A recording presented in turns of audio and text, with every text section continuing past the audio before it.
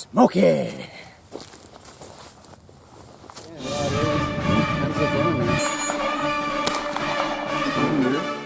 You'll see that little pin. You can drive that.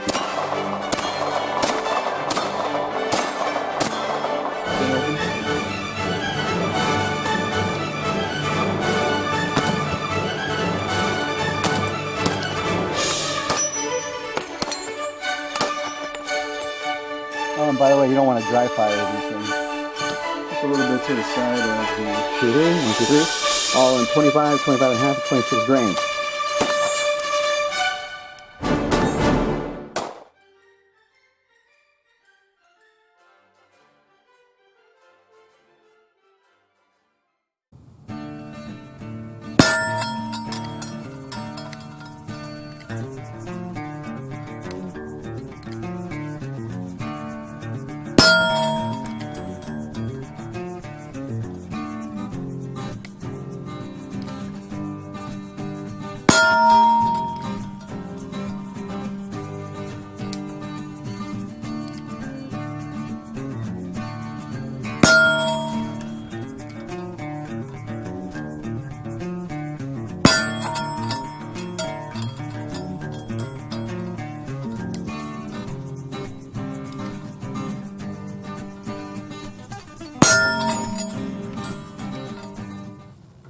Hey folks, Manny CA here.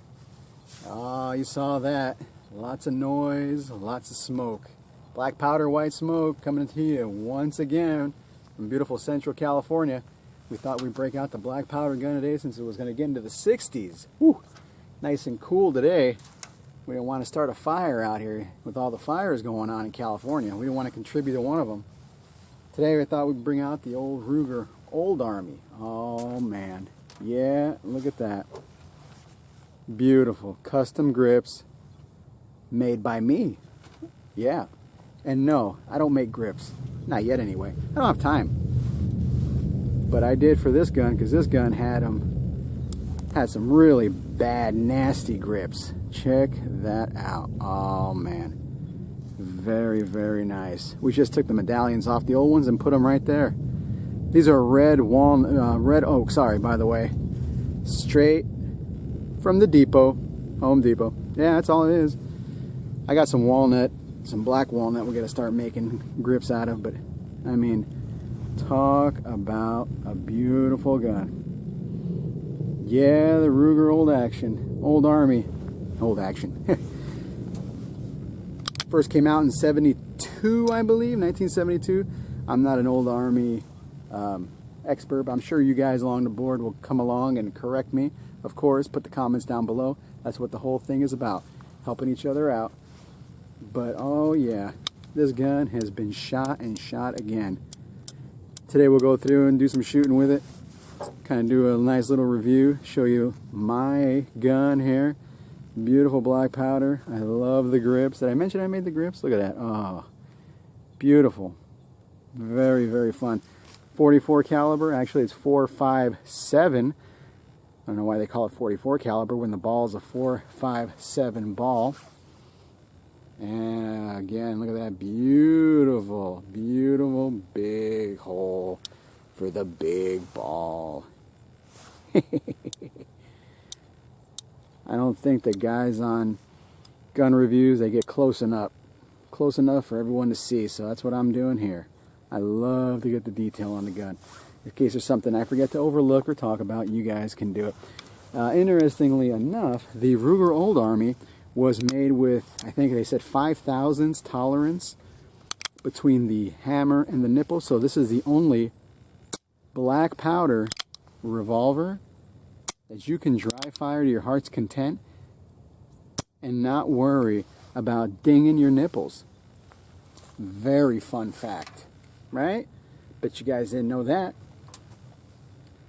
So we're going to go through and show you my method for loading, how I like to load this gun. I like to load it off the gun just because I think it's a lot faster, a lot easier than loading it here. The loading lever is okay, but what I like to do is I'll take out the cylinder and we'll show you how to go about and get your gun loaded up. interestingly enough, we have the dichotomy here. Modern and, well, even though this wasn't really a gun ever produced in history, I like to think of it as old school, just because we're shooting black powder.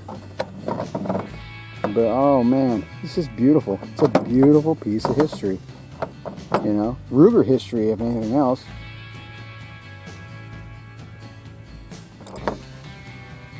This is Ruger's 20th century version of the percussion revolver. And all of these were based on the old model Rugers, produced from 1963 to 1972. The old Army uses the standard action and grip frame found on all single actions, and there is no leaf spring in here. The hammer spring is a coil spring, that was one of Bill Ruger's innovations, which made the gun a lot stronger, a lot more durable, and it has a hand spring and the bolt spring, which kind of pushes the hand up against the bolt, which is another Ruger innovation, which is really, really durable. Makes these guns shoot a lot longer, you know, this guy's using for cowboy action. They locked the lever right here, which is another innovation that Ruger, I mean, I've never had this thing come loose shooting. Compared to like the Whitneyville, or sometimes some of that Whitneyville, when you would shoot the loading lever, would kind of fall down on you. This eliminates all that by just having this thing locking in there. It's really neat function, neat feature. See that? Kind of locks in there. So first produced in 1972, and I think they did it until 2006, if I remember correctly. They had these guns going out. Why they stopped, I guess they didn't have the sales. People weren't interested in it. But we're going to go through and show you how I load my gun. And again, I load off of the gun just because it's a lot easier. Cock your gun. You're going to have a screw right here. Turn that screw.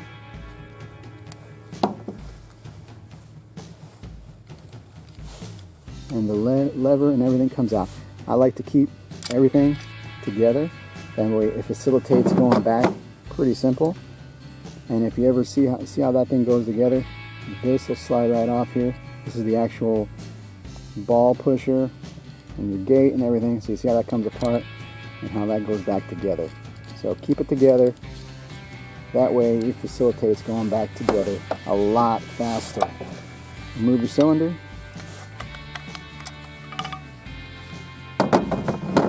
We'll set him aside there. And the way I like to load is I'll take my powder, and you guys have seen I got one of these old school powder. This throws a 30 grain charge, and I've got it written on there. So what I do, take it, open it up, let it fill with 30 grains. There you go.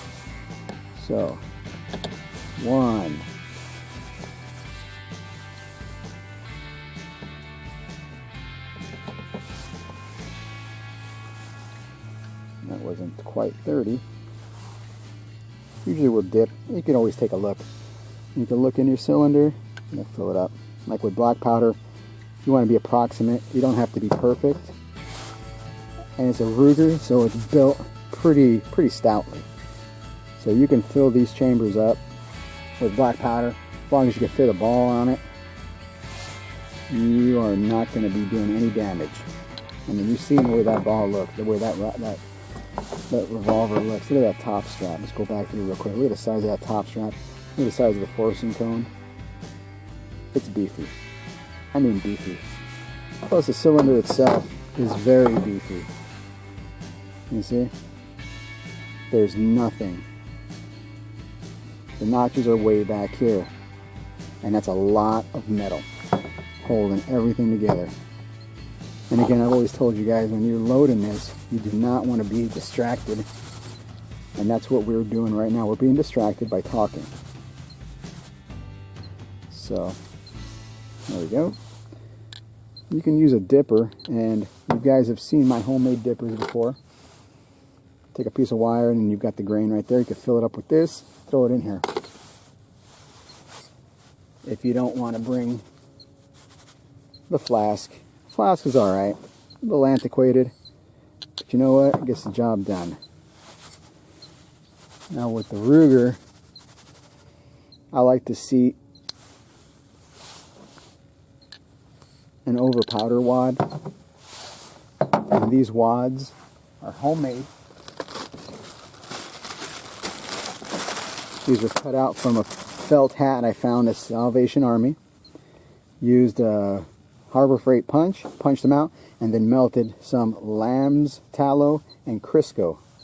And that provides all the lubrication you're going to need. Like I said, this is a heck of a lot easier off the gun to load. And I'm going to show you. I always use my brass punch.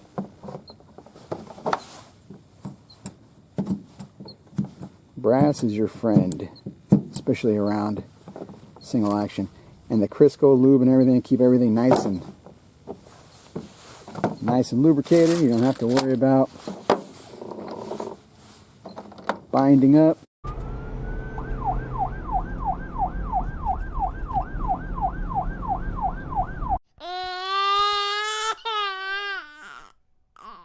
And this is our balls, 457 cast. When we seat the balls, you see the sprue right there? I like to orient the sprue up. And what I do is I start it with my brass hammer. Time consuming, tedious, but it's a labor of love, guys. Can't find a sprue on that one. That was a good one. See how we cut that ring? Don't worry about the front. The front has nothing to do with it. This ring means that you're swaging this ball into that cylinder, and what that does is it creates like a nice oblong. See that? Because you want this to enter the gun all the same.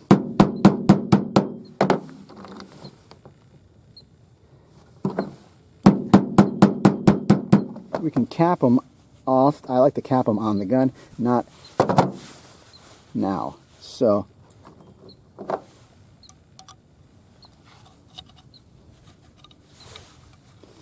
you've got everything lined up. You wish you had 3 hands doing this.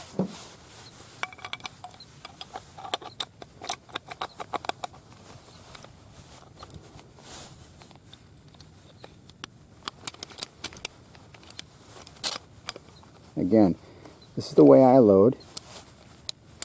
It's not perfect. It's not for everybody, but that's the way I do it. And now you can seat your balls. We'll seat our balls fully here. You want to make sure there's no gap. There we go.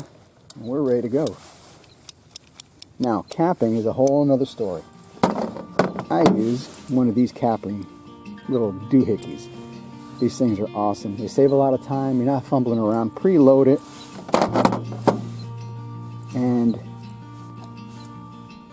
these need to be pressed on pretty stoutly. You can see how fast you're able to cap. You want to make sure you give it a good press there. Oh, it came off. Well, time consuming, labor of love, guys. There's nothing fast about it.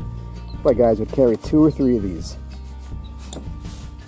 Interesting fact about the Rugers, they came out with the adjustable rear sights, and then guys wanted to use them in cowboy action, so Ruger. Now what I like, Ruger came out with a Vaquero style, which is the round top back strap here, and it's got the hog wallow hollowed out. Now what I like to do is I'll take and give it a little press on here, because I push on your cap a little bit, nice and gently. Make sure you get a snug fit. You want to make sure. I want to get ignition on the first hammer strike. You saw some of my strikes. I don't have either. I've got some Remingtons.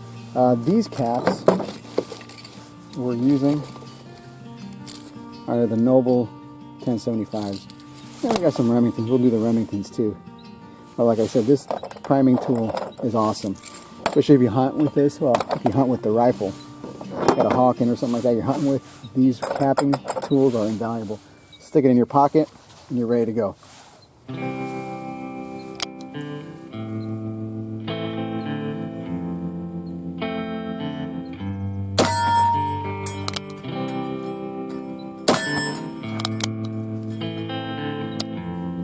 See that? There's some caps here that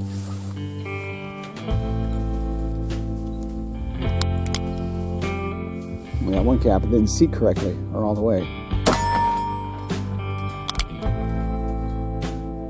Hey, what do you want? It's cap and ball. Oh, see that? Same thing. You see that right there? That's right. We'll come back around. We got one in the chamber.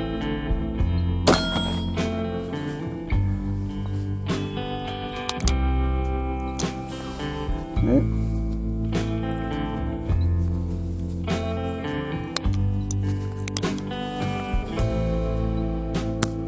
Oh, bad cap. Hey, that's how it goes. Ooh, very, very fun. Unmistakable sound of black powder, smell of black powder. All the caps are gone. Oh, beautiful.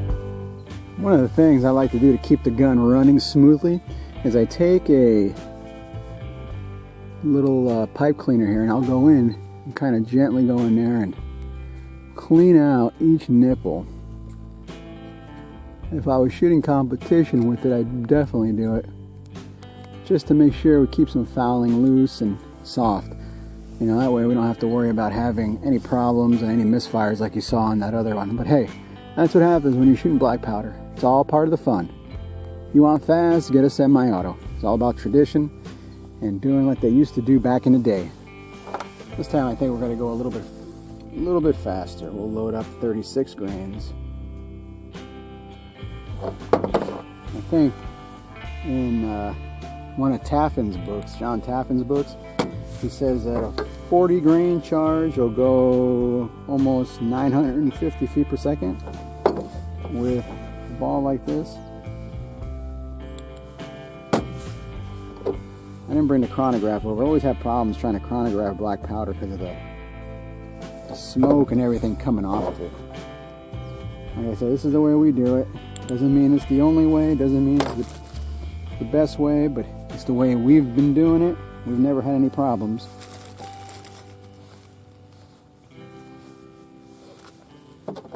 So, something to think about. I like pushing them all down.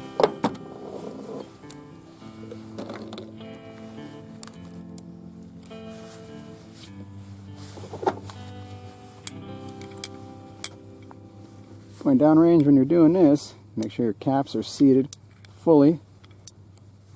There we go.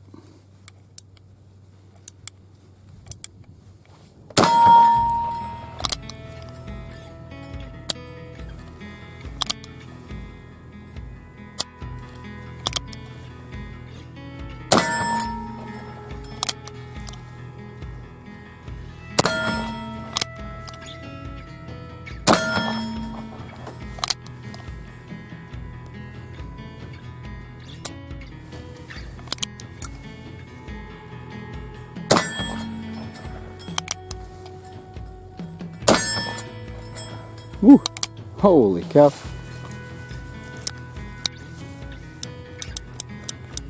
We're getting dirty. It's all part of the fun. Another interesting feature that Bill Ruger built into the Ruger Old Army can be found in the back of the cylinder here. Let me show you. This gun can be carried safely with 6 rounds loaded and capped. All you do is you put the hammer right here. These notches have been cut out for the hammer to ride in. That way you can safely carry. Very, very good. Good design, I think. Ruger was, if not the most inventive, he was pretty ingenious when it came to stuff like this. He looked at old designs and he ran with it. And he popularized them, which is one thing that I really like. Another thing you can really see on these guns is this is one of the few models that has the Ruger, it's a Ruger single action, still has the old style mechanism with a flat top in the old model Blackhawks rather than the new model transfer bar. So it has no transfer bar for safety. If you look in there, you'll see nothing. You see that? I don't know if it's coming up on screen here.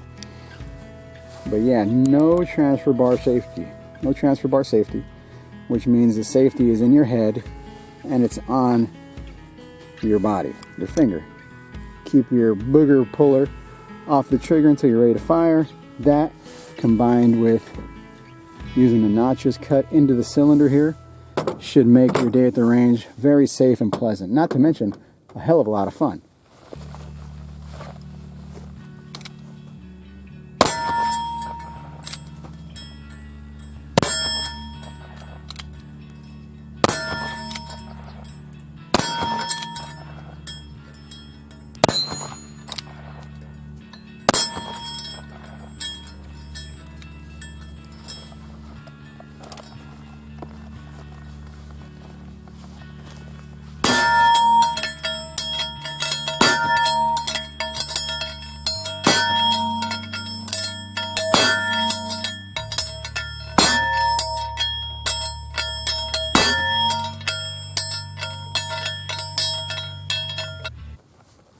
It's also said that Ruger had proofed these guns by loading a full cylinder of bullseye powder, smokeless powder, over a round, over a ball, and shooting it, and proofed it, and they were fine. That being said, you really don't want to load these up with anything other than black powder. I know there's some cool conversion kits out there. Kurst, I think Kurst makes some Kurst converters, they're called. They make a really cool insert that allow you to shoot what they call cowboy action loads. Really neat. They also make, for other like Pietta and the Oberti ones, they're gun specific, where you can get like a loading and unloading lever on there attached to it. Really cool. And they'll even do a trigger job for you and all that other good stuff. But you know what? This is no different than any other Ruger. If you check our channel, our single action channel, to slick this up, it's the same process. So if you guys are so inclined to do it, check out our channel. You'll see how we slick them up. Like I said, I go kind of loose with the black powder. We've got a good supply of black powder. It's fun to shoot. We don't come out every day to shoot. It's one of those things where you come out, have some fun, you shoot the target, make some noise, make some smoke, and it's just, you know, if not traditional, it's traditional because you're using black powder, number one. Number two, it's a gun from the 70s, right? 70 design, Bill Ruger design. So it's an iconic gun when you think about it.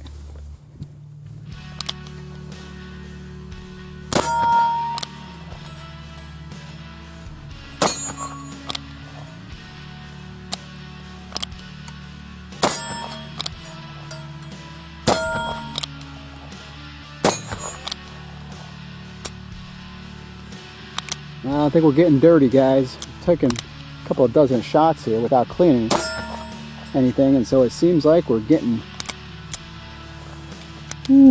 our nipples are hanging up. Oh man, sweet smoke, sweet gun. Highly recommend if you guys would get a hand on one of these and shoot them up.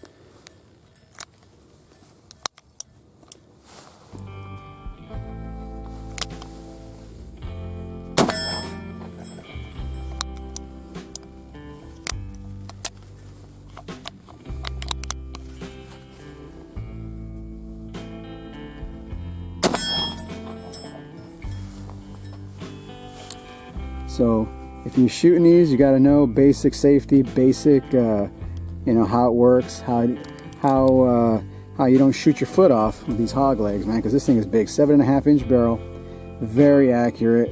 Had a little bit of holster wear. We're carrying it today. Let me show you what we got here. We're carrying it in one of our, just a simple leather outside of the waistband. Fits great. It's another reason it's important to have a nice stout belt, a good gun belt. You keep your gun on you at all times, especially at the range. You never know what critters are going to pop up out of the brush out here. You know, if you look around where we're shooting, you can most definitely think that you may just be back in the old school. Back in time, step back in time. We've got windmill on the property, and then that's about it. I mean, we're out in the middle of nowhere. So, kind of nostalgic, a little bit of nostalgia. I know, it's the cowboy. Too many cowboy movies growing up, I guess. Too many John Wayne movies. We're the real men when you need them.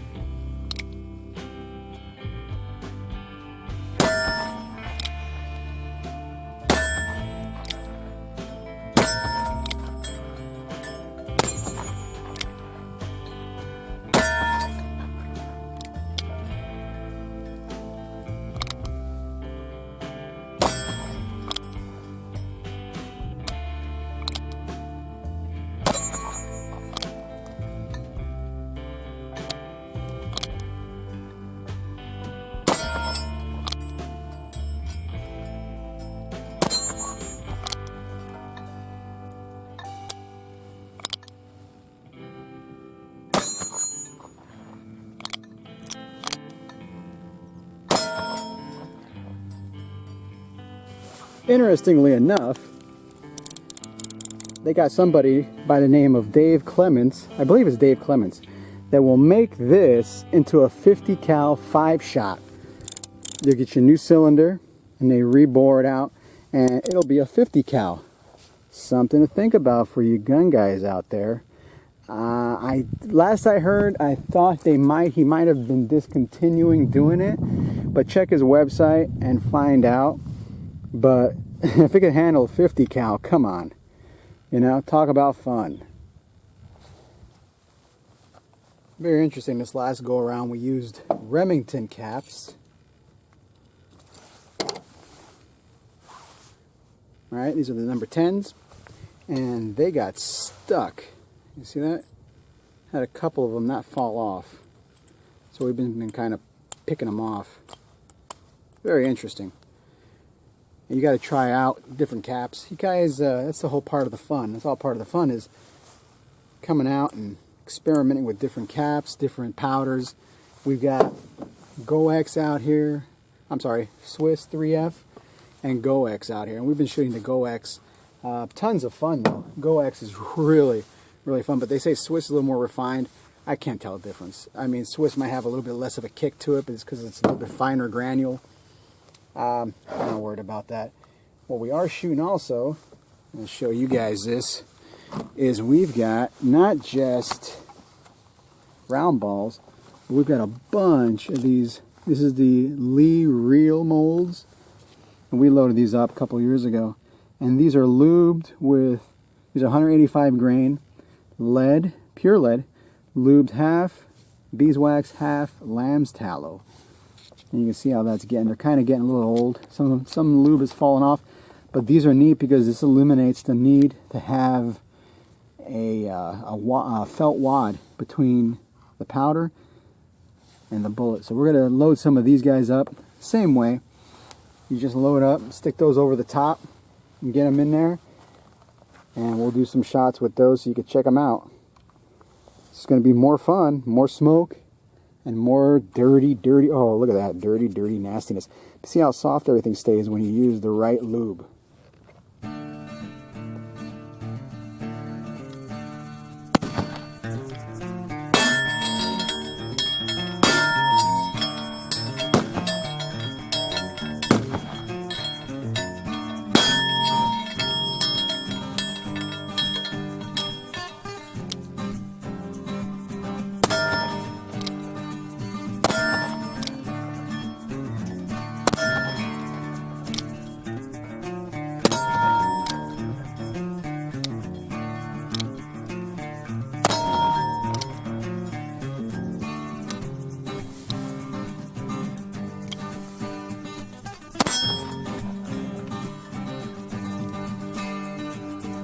you figure those loads are probably going about 800 to 900 feet per second.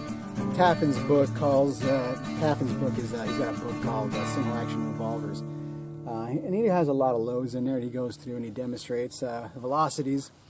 This what we're shooting here with. Ooh, barrel's kind of warm. Ooh, we're shooting about 35 grains of black powder from our black powder measure here that we made. So about 35 grains of black powder with a 200 grain ball.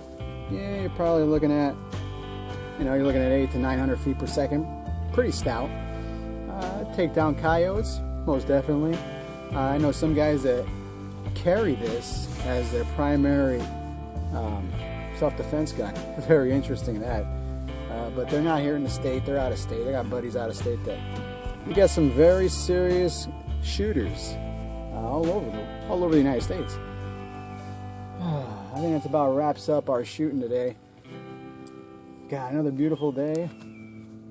Too bad we're behind communist lines, on enemy lines.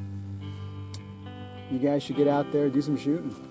Go out there and do, even if it's at a public range, go out there, do shooting, shoot something. Have some fun, share your sport, join the NRA, Second Amendment Foundation, Gun Owners of America, because they're the only ones fighting for our rights. Until next time, people.